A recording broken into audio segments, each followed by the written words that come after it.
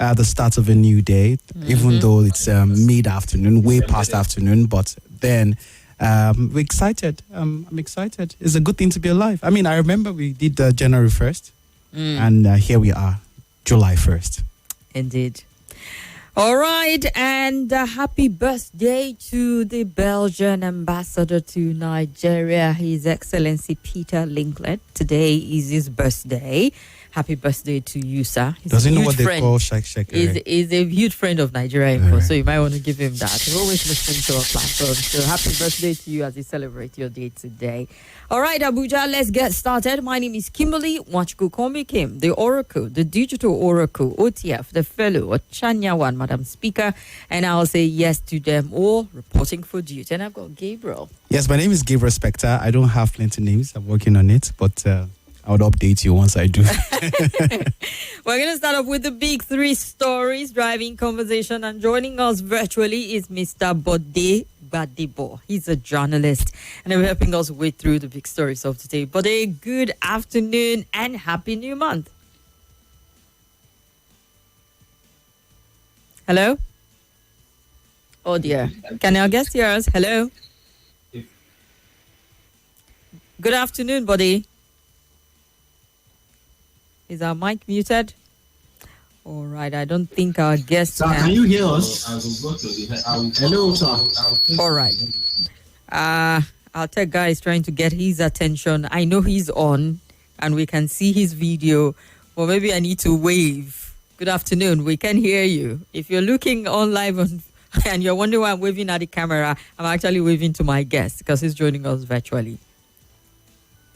We can hear you, sir. Okay. Is it from our end? Let's take a second and see how we can... Hello, sir. Can you hear us? We've been trying to reach you. Yes, I can hear you. All right. So now we can hear you. Been saying hello to you, Bode. I'm glad you can hear us now. Good afternoon, Abuja. Good afternoon. Good afternoon. And your partner, I think I'm meeting for the first time. Yes, his name is Gabriel Spector. Yes, good afternoon, Mr. Bode. Thank you. All right. So let's get started looking at some of this... And our guest here is hello. I think we're getting a call back from somewhere. I'm not sure where it's coming from, but we'll try and make it work. I don't know where that is coming from. Oh dear. Okay. Well, let's see if we can make it happen. Well, let's start off with the protest. Students of the Polytechnic Ibadan in Oyo State, they protest over the renaming of the institution after the late former governor Victor Omololu Oluloyo. And it's reported that Governor Seyi Makinde had renamed the institution to immortalize Oluloyo, who died recently at the age of 89.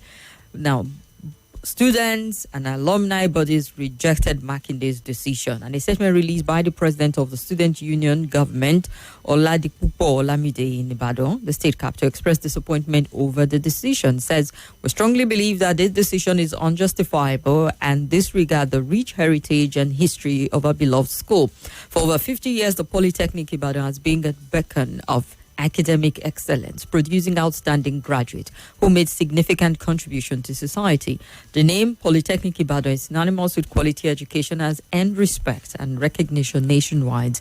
Renaming the institution would erase its identity and legacy, causing irreparable harm to its reputation and also alumni. The SUG president urged the government to reconsider its decision and allow the school to retain its original name, which reflects its heritage, its values, and its mission. And we also had members of the institution's alumni community reject the action, calling for an immediate overview. On Tuesday, students took to Ibadan Street to protest over the name change. The protest left hundreds of commuters plying Shango, Yele Road in Ibadan stranded. And they blocked the entrance gate of the institution and disrupted the flow of traffic there to say they don't want a name change. Now, this is not the first, second, third, fourth, fifth.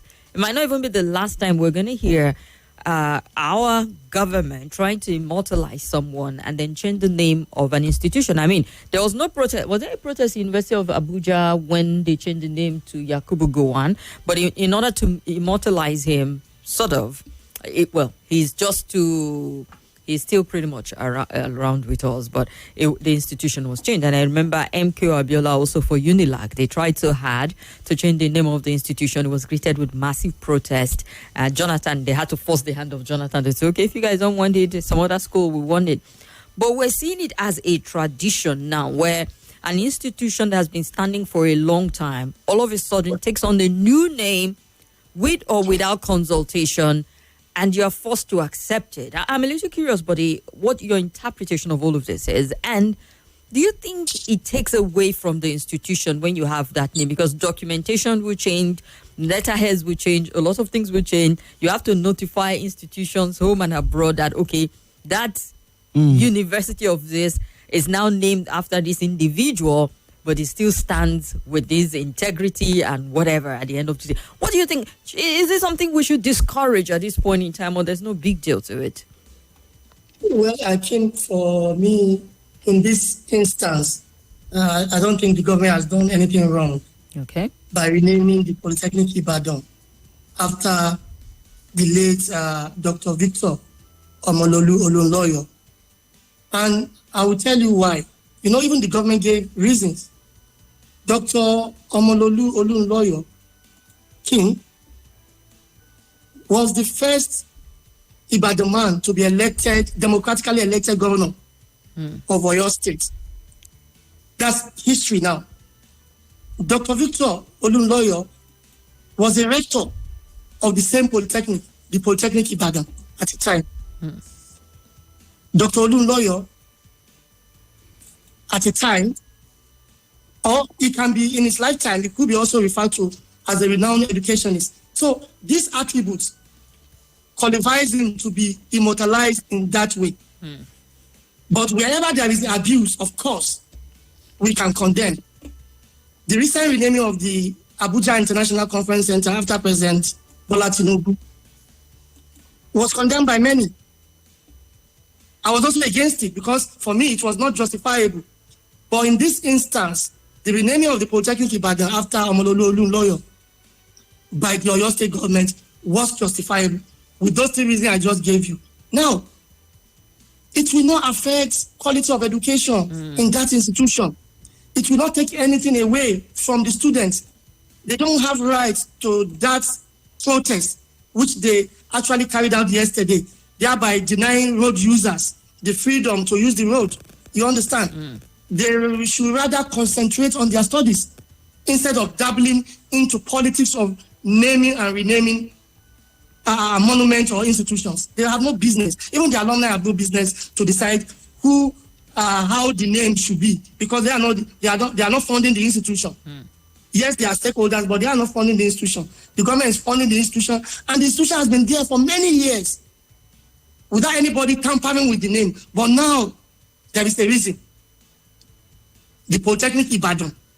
Now, the first Ibadan man to be democratically elected governor has died. A former governor of Oyo State, a former rector of the same university, of the same institution, who contributed to scholarship in that institution. Dr. Omololu Olunloyo was also a renowned educationist, a renowned mathematician. So, by all standards, he qualified to be named. That institution qualified to be named Dr. Victor Omololu Olunloyo Polytechnic. So the students should rather forget about the politics and concentrate on their studies. And we cited the example of the University of Lagos, Unilag, when former President Goodluck Jonathan, mooted the idea of renaming it after the winner of the June 12, 1993 presidential election, the late Chief MKO Abiola. And there was a protest. And Jonathan, given his kind of person he is, or he was at that time, he quickly budged in and rescinded his decision. So that was him. But now that the Oyo State government has thought it wise to name one of its institutions after one of its founding fathers, I don't think there is anything wrong in that. And again, the University of Abuja, that was named after former head of state General Yakubu Gowon. The contribution of Gowon to national development, whether military or after the military when he was removed, his later years now, he has devoted it to praying for Nigeria. So, one way or the other, he also deserves to be immortalized in such a way. But then, since the government made that pronouncement, even the management of that university has been referring to the institution as University of Abuja. They have stylishly avoided the government directive of a new name by maintaining their old name of Uni Abuja. So that's their choice. Now, I think there was also protest by some person, but that's their choice. The interesting thing is you have institutions. You start to really wonder if it's something you see very common around the world. Now, people deserve their flowers, dead or alive. If you've done something, yes, would remember you, immortalize you, honor you, dignify you, and appreciate the good work that you have done. But should it be after certain institution, such as, colleges, universities at this moment? Because it just feels like that is basically the easiest way to do it. A building that has been standing, a citadel of learning, and all of a sudden you say, okay, we're going to change the name after this. Is it possible for something else? I'm not saying he doesn't deserve it, he does, but we're seeing where, who knows how many years down the road, all our institutions will be named after people. And we have well-deserving people. But we're looking at it. Harvard University one day changes to the name of somebody else just because Oxford University all of a sudden changes and becomes, you start to really wonder. So it's a conversation to saying, could we do something else to immortalize these people? Or must it be institutions named after them? Because you reeled out his record and he feels very qualified to be given this dignifying, immortalization at the end of the day. You really want to wonder what he adds to the institution if he takes away from it at that point in time. Kim, the politics is neither here nor there. The merits or the merits is neither here nor there. There are precedents. Okay. The Ahmadu Bello University Zaria was named after the first and only premier of the defunct northern region. It has not taken anything away from that university. University, the Nnamdi Azikiwe University is there. People enjoy calling that name. The Obafemi Awolowo, the Obafemi Awolowo University OAU in Ife used to be University of Ife. Now changed to a former premier of the defunct Western region, Obafemi Awolowo. It has not taken anything away from that university. So it's high time we forget all these small politics and mundane reasons to discard government policy. But whenever it is not justified. Let's go for a quick break, Bode. Please, let's go on a break. Saturday at 7 p.m. Plenty Nigerians will stand a chance to win big with cash prizes up to 5 million naira daily and up to 10 million. This is Nigeria Info. Nigeria Info.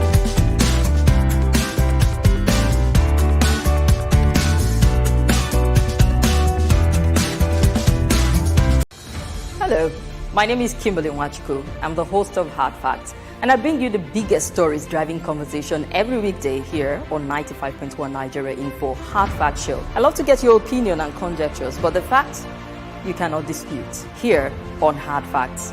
Join me and let's talk.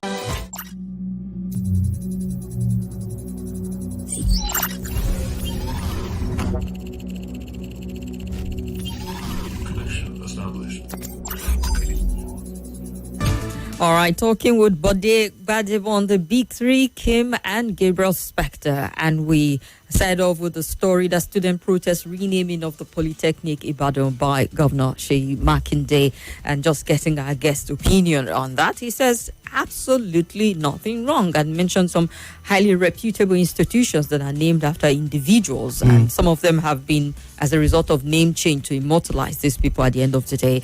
But he says, set politics aside. I'll allow you wrap up your thoughts on that before we move to the next story.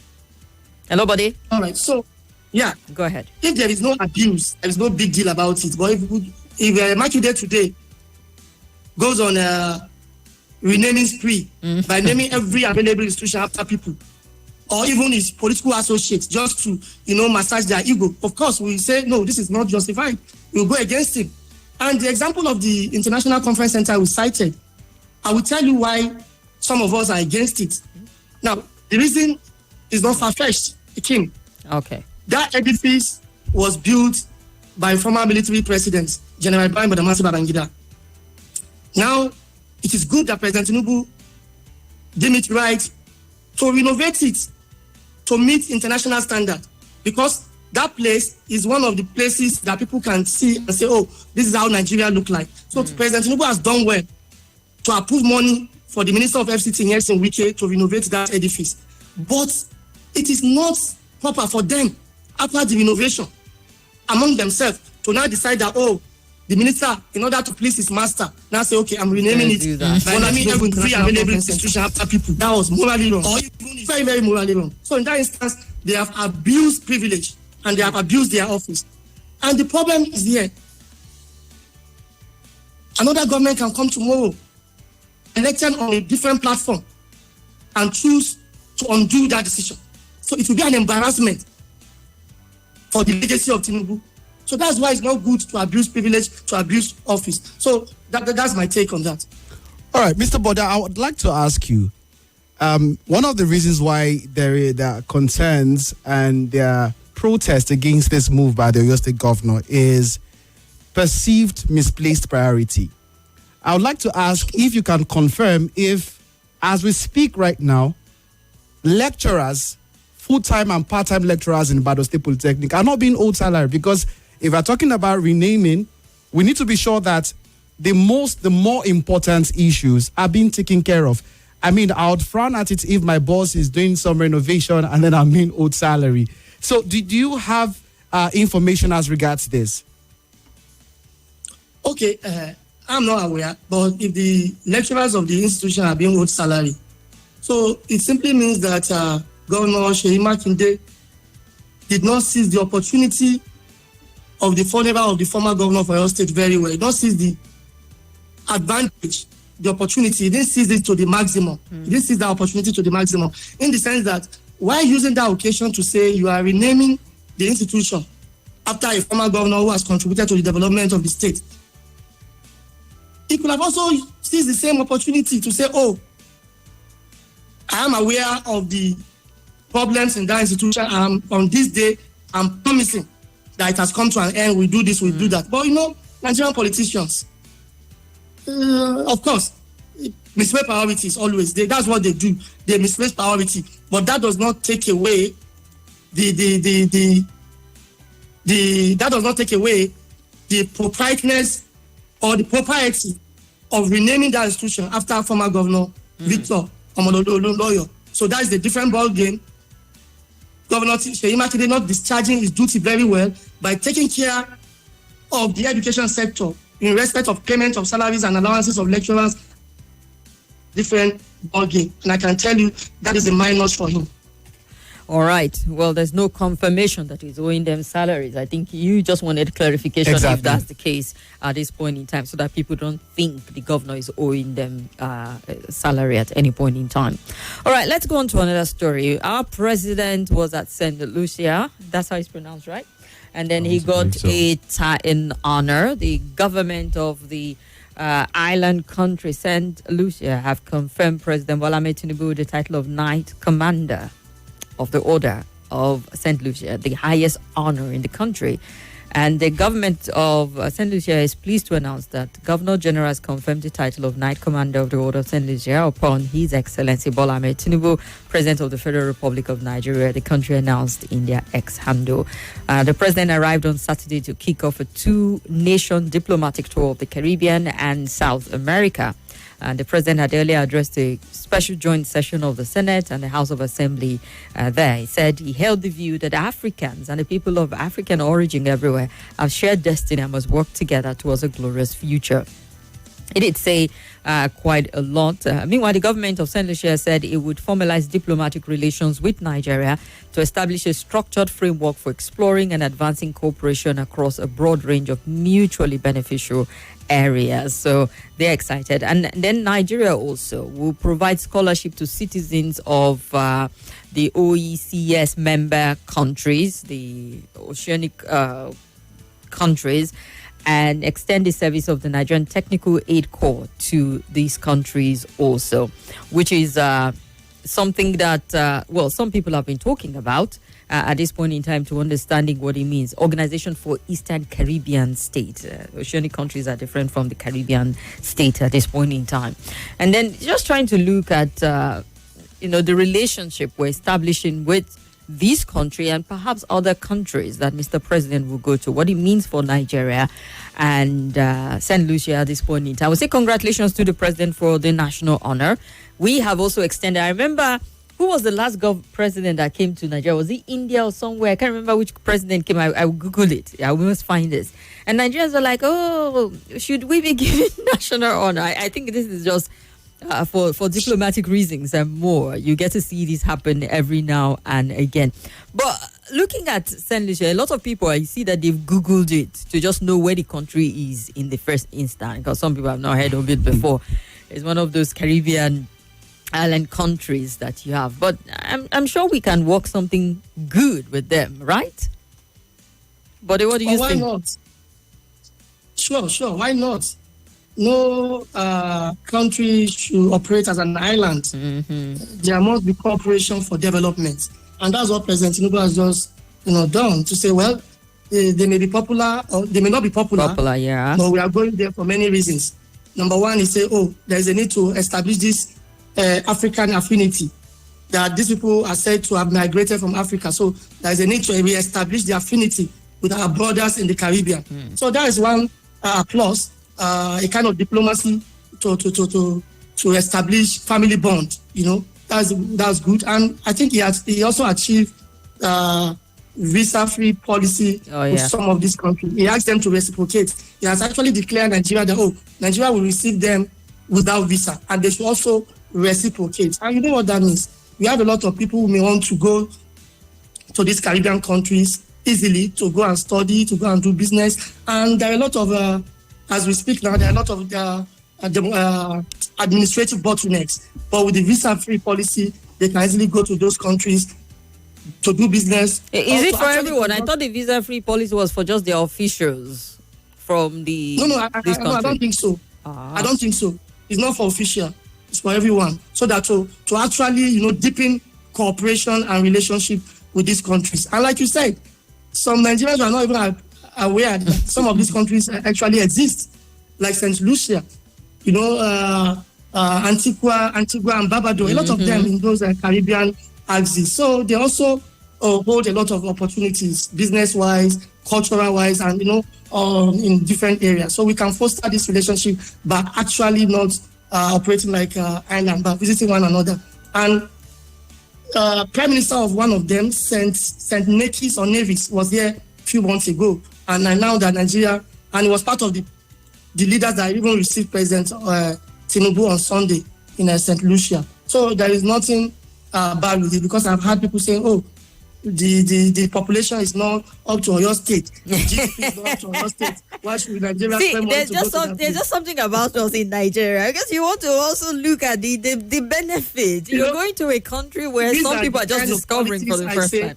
These are the kind of politics I say we should remove from national discourse when we are discussing important matters.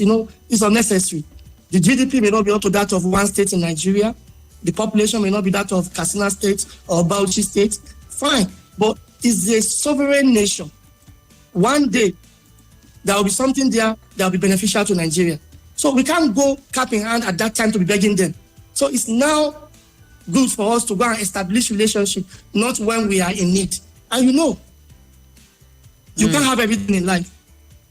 As big as you are, you can't have everything. A smaller person may have something you need, while you have something that the smaller person needs. So life must be in a cooperative way for mutual benefit. So I think the president's visit, for me, is a diplomatic plus for his government. If all the commitments, all the agreements and pronouncements made are actually followed to the letter and achieved. All right, we wish them the very best and congratulations to the president one more time. Let's touch on politics quickly before we open up the phone lines, catch up with what's happening.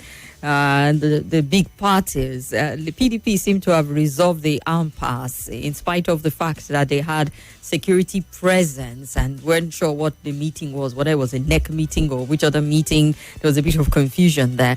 But it feels like, maybe too soon in the day to make that call. But it feels like the crisis rocking the PDP appears to have eased after the leaders at the party's 100th National Executive Committee meeting agreed to reinstate Senator Samuel Anyanwu as the National Secretary. Because even when the party had that position, they still had a faction who were still opposed to it.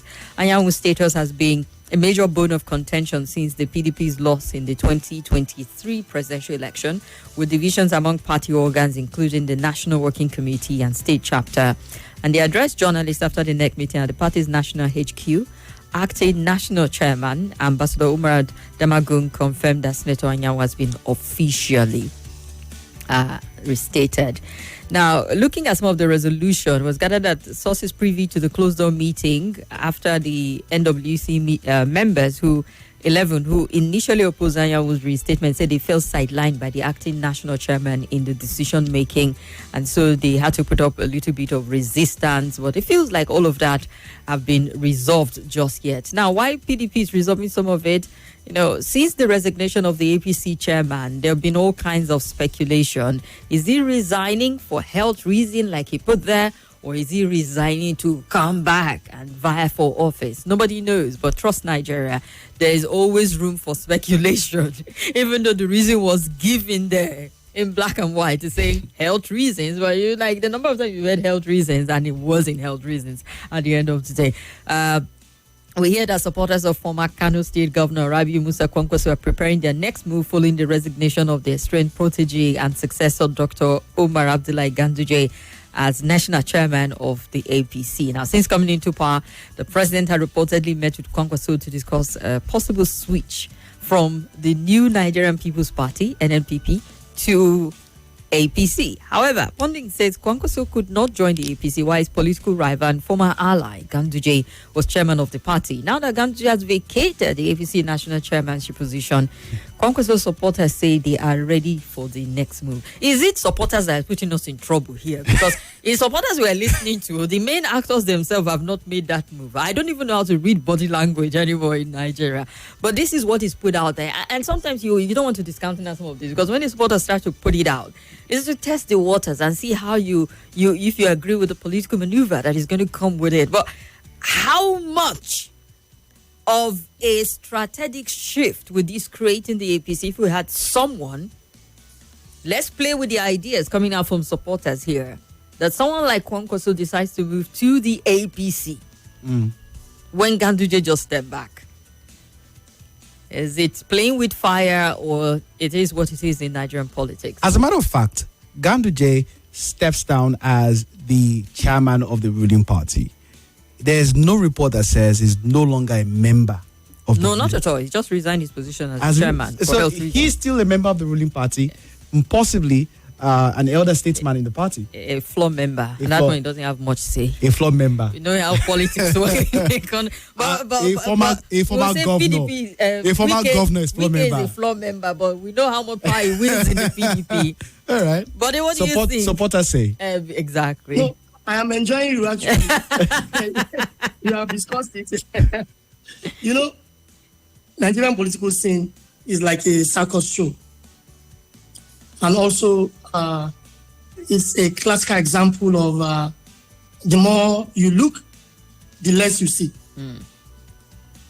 Now, I don't know where to start, whether you want to start from the PDP or the APC. The PDP. Let's start from the PDP. For the PDP, its own problem is self-inflicted. Every right-thinking Nigerian is aware of this. Now, what PDP is going through today is self-inflicted. It's the inability of its leadership to enforce rules and regulation among members of the party. A kind of partial treatment. Now, look at the genesis. This secretaryship tussle, how did it start? King, pass your man back to 2023. Senator Sam Anyanwu at that time was the national secretary. And he opted to go and contest for the Imo State governorship. Can you remember? Yeah. So that's where all of it started from, actually. I know that the Electoral Acts, I don't know for political parties, I don't know their rules, but the Electoral Acts actually provide that if you are holding executive position and you want to contest election, you resign and go and contest. The only people exempted for now are people holding legislative positions, members of the National Assembly, members of the State House of Assembly. You get that? But political party, I don't understand. But I know there is no way someone will contest for governorship without resigning, morally, without resigning his position, even at the level of political party. So he left office at length, and the party claimed initially that he resigned. And the deputy secretary at that time was asked to act as the acting national secretary. So when he lost the Imo governorship election, he came back and said he wanted to claim his position. So it's like a case of eating your cake and having it left office at last. Now that was the genesis. And since then, the party has been balkanized into two. They were unable to say, see, this is our rule, this is our constitution says about contesting for election. If you have resigned, you have gone for good. You can't come back. But they are unable to do that until the Wike factor also came into it, and Samuel Anyanwu pitched his tent with Wike. And look at where the PDP is. Now, fast forward to the Monday meetings that were initially stopped by the police. You ask yourself, what should be the interest of police in PDP meeting to the extent that it will now lay siege to the national headquarters and ask members to leave? But at the end of the day, they were able to hold their next meeting somehow. And that meeting said, Samuel Anyanwu will remain the national secretary. Now go back to the Supreme Court judgment about this tussle, the secretaryship tussle. The Supreme Court judgment says, well, this is an internal party matter. Go and resolve your matter. Who becomes a ward in a party is the sole decision of that party. So if who become what in a party becomes the decision of the party, and some members of the NWC member are saying Samuel Anyanwu is not the secretary. Some faction outside are saying Samuel Anyanwu is the secretary. And that faction outside is the one winning now, because they at the end of the so-called NEC meeting on Monday, they say Samuel Anyanwu is their secretary. And you also ask yourself, when that declaration was made, where was that secretary? He was absent. His faction was absent. But incidentally, they declare him as the secretary, but his faction was absent. So the PDP, it's just becoming a child's play. Very chaotic. What PDP is becoming a child's play, and I don't think PDP is serious to actually contest election in 2027. So these are the signs you are seeing. Maybe they are just playing on our intelligence. They know where they are heading to. Then leave PDP aside. APC. The resignation letter announced by the APC. The Ganduje resignation letter says he needed to go and attend to urgent health matter. Remember President Tinubu's first spokesperson, Ajubi Ngilali. He was also said to go and attend to urgent family health matter. And till today has not returned. And I know he will not return. So I'm just trying to establish a pattern for you. Yeah. Ganduje, who is said to have resigned the coveted seat of the national chairman of the ruling party on health matter, on health reason, is currently in Saudi Arabia to attend the funeral of the Kano, the popular Kano billionaire, Alhaji Aminu Dantata, is in Saudi Arabia to attend that funeral. This is somebody who resigned 3 days ago on a health emergency. What does that tell you? There was no health emergency. he needed to be pushed out for some reasons. But those reasons, I don't know. But I know there are conspiracy theories everywhere. People say, Kwankwaso is coming into the party. I don't see that as a reason. People say, they want to give the national chairmanship seats to the North Central. Fine. It looked, credible, small. People say, it was because he disrespected the vice president. Following the endorsement of President Tinubu in the Northeast meeting in Gombe, and the name of the vice president was not mentioned, and the Ganduje was behind it. In fact, I read that President Tinubu asked him to leave because he collected bribes in the recently conducted APC primaries for the FCT area council chairmanship and councillorship election. So you see, all manners of reasons. There was a reason, but not health reason. But that specific reason, I don't know. That's why you see all manners of conspiracy theories flying around. But then you don't blame them. Whenever an organization is not truthful to itself and is not truthful to the public, of course, nature about vacuum. There must be something that will fill the void. There must be conspiracy theory. If the APC had come out to say, our chairman is leaving because of corruption, because of this, because of that, because of rotation, we will believe. But good, they were smart. They said there was a reason on health ground, emergency. But the man is in Saudi Arabia to attend another person's funeral. He's not sick. So, like I said from the beginning, the political scene in Nigeria now is a classical case of the more you look, the less you see. Everything is becoming a circus show just because of 2027. So for us as citizens, we don't need to worry ourselves. We don't need to walk up ourselves. The only thing we can do is to keep our fingers crossed. What will be, will be. Because if you disturb yourself now, you just get high blood pressure for no reason.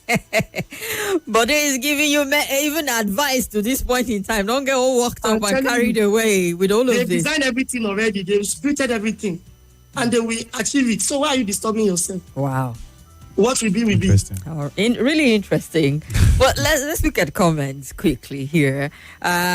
Mike from Senior sent us a message on Facebook because we're streaming live on Facebook at Nigeria Info Abuja. You can leave your comment there. It says, on renaming of the Polytechnic Ibadan, if I'm the next president after Tinubu, erasing Tinubu's name on ICC and retaining International Conference Center Abuja will be the priority for me. Immediately I'm sworn in 2027. Naming such an edifice after a man who less than 2 years in office at the time had done not just an aberration but an insult to the memory of our national heroes and sensibilities of Nigerian home and abroad, especially to former President Ibrahim Babangida, who built it and is still pretty much alive. Charles F. Young, we see you. Emmanuel Musa Chori, we see you. Bright Stephen, I see you. Comrade Igminio Dafe Emmanuel also says, naming or renaming public infrastructure after some persons for unjustified political reasons should not bother Nigerians because other government will also come and they will change the name again. Boy, oh boy. Until we get dizzy. Let's look at some of the comments. All right, Joy Maraba says, personally, Kim, I would never support the renaming of my prestigious university of Abuja as Yakubu Gowon University. We can't support that. The federal government should look for a highway and name it after Yakubu Gowon, Joe. Okay. This is Bobby from Lukugoma says, Dr. Oluloyo was the first principal of the Polytechnic Ibadan. Right. Radio Senator says, good afternoon, Kimberly. Why do we always go against every action of the government? Simply because we're not pleased with the actions, either for good reasons or not. How do you reward our astute heroes for their excellent performance during their lifetime and after their demise? All right, let's look at this message. This is Gwaza Mark says, why do politicians of Nigeria immortalize the powerful with national monuments? What about the poor who do well in other spheres of life? Imagine Ladikwali, our fathers put on 20 naira notes. Nowadays, our politicians have to be space in recognition. Okay, I don't understand the last part. All right, let's hear from the phone line 0700 951 0000. Let's find out if our guest can hear you. Hello, turn off your radio, please. Hello, Auntie P. Yes, you're welcome. Good afternoon. Sorry for that. Good afternoon. Good afternoon. Let me just find out from Mr. Bode if he can hear you. 1 second. Bode, can you hear this caller? Okay. It's not audible. Oh, it's not audible. Okay, this go is ahead. Emmanuel. Where are you from? Maraba right now. Go ahead, Emmanuel. Can you hear me? Go ahead, sir. Okay. 1 minute. let APC government build another institution and then another new structure entirely to name it on anybody they want to name it on, not the one that has been on ground before now. It looks as if it's a retrogression process. Let them build another structure, not let them build a school and rename the person. Let them build an institution and rename the person. Not even the what Tinubu did in conference, whatever is, we will change it. He will get out of that place. We will change it back. All right. Thank you. We've heard your future plan, and we'll see what we can do to counter it. Well, but just so you know, he's saying build new structures and name it after them, not the old ones. That's what he said in summary. Hello. Hello. Yes, good afternoon. Welcome. Are you there? My name is Adola Victor from Disaladi. Go on, please. You see, the politics for 2020 are started, and the president is. So he continue to use people, use his men, and dump them. When they achieve him, he dump them. Look at what is happening in Lagos.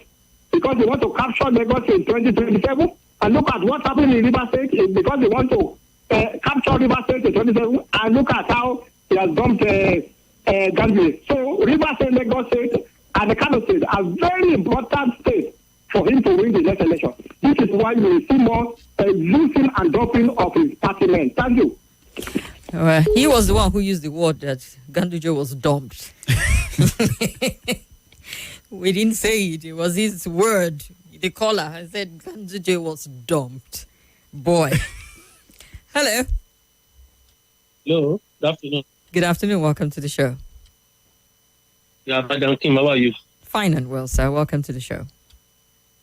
Kudos to our guest there, Mr. Gbadebo.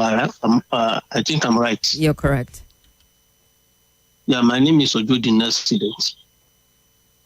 Honestly speaking, concerning the renaming of whatever institution or building against anybody, me, I don't go against it.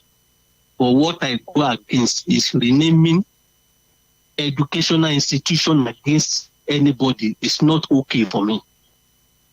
Because if other developers who are not doing that, I don't see reason why we should be doing it. Chicago University has been Chicago University is the establishment of that university.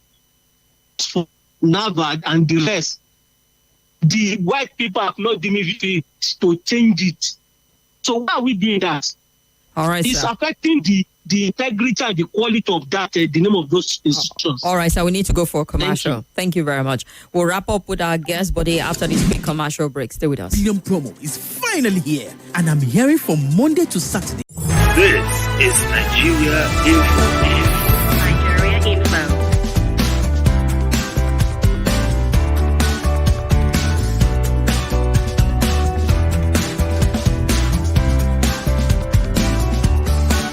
This is Nigeria Info. Nigeria Info.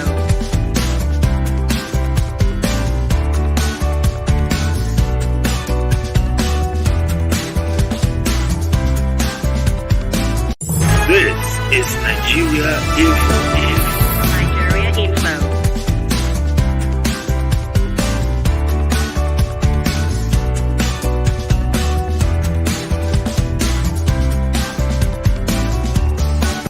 This is Nigeria Info.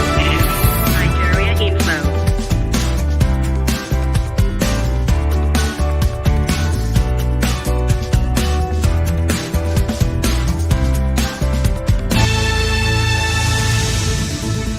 All right, we'll wrap up our conversation with Bode Gbadebo, our guest. And Bode, well, you've heard from quite a number of the callers what they feel about it. Let's take two more comments and just give you time to wrap it up. As regards the visa-free arrangement to St. Lucia, Mr. President categorically said that the waiver is for holders of diplomatic and official passport, not for every citizen of that country. Binga Umeitama. All right.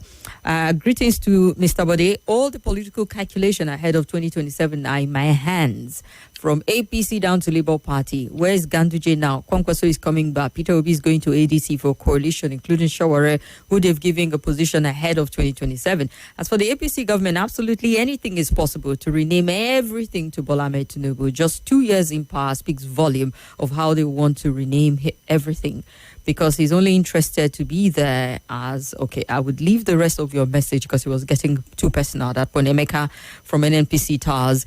Public infrastructure immortalization shouldn't be reserved for politicians. St. Lucia and most of the Caribbean islands are safe havens for stolen money. So let's keep our eyes on our money. Let's not use so much intellectual stamina to analyze the crude power. Okay. Michael from River Park. Thank you very much. Your caller said he will get out of there and will change it back. Michael Nkagini, you heard him, and that's why I say we're one step ahead of him also to counter that move. In my own opinion, APC is selfish. Is it not the same Kwankwaso that APC and supporters once said is mischievous? Third have been Mr. President's antecedent. He did that in Lagos by picking another running mate, but politically speaking, APC may soon explode. Finally, PDP is suffering from indecision and nemesis. God help Nigerians. Evans Mega from Ligwe. There are lots of comment, buddy, but we've got less than 2 minutes to get your concluding thought. Go ahead, sir. Hello, buddy. Very funny comments from callers. Very funny, like the one that says they will change it when it is their time. I don't know whether as the governor or president. But then the truth is this: the caller, I think the caller before the last or so, said he was not against naming or renaming public institutions after people, but it should not be educational institutions. I don't know why it should not be educational institutions. I think we should be concerned about the person being honored. Is he qualified to be honored? If he's qualified, if he has paid his due in that regard, there is no big deal. Then if you are saying this now, what happened to the likes of Ahmadu Bello University, Zaria, that have been named donkey years back? The Nnamdi Azikiwe University, yes, Obafemi Awolowo University, Ile-Ife. What happened to them? So I think we should be concerned about the caliber, the quality of the person being honored, not whether he's a politician or not. There are good politicians that have paid their dues and they have really contributed to the development of this country, whether in education, finance, economy, every sector. So we should not be concerned about whether they are politicians or not. But like I said, for political Ibadan, I'm not against it. We should be just stand up when there is abuse, like in the case of ICC Abuja. There was an abuse, and we are against it. All right. Thank you. Thank you very much, Bode Gbadebo. We truly appreciate your time on the show and look forward to having you back, sir. My pleasure, as usual, Kim, and your partner. Thank you. Gabriel Spector. Let's join Joy for the news at the top of the hour. With all the stories that make the news, This is Nigeria Info.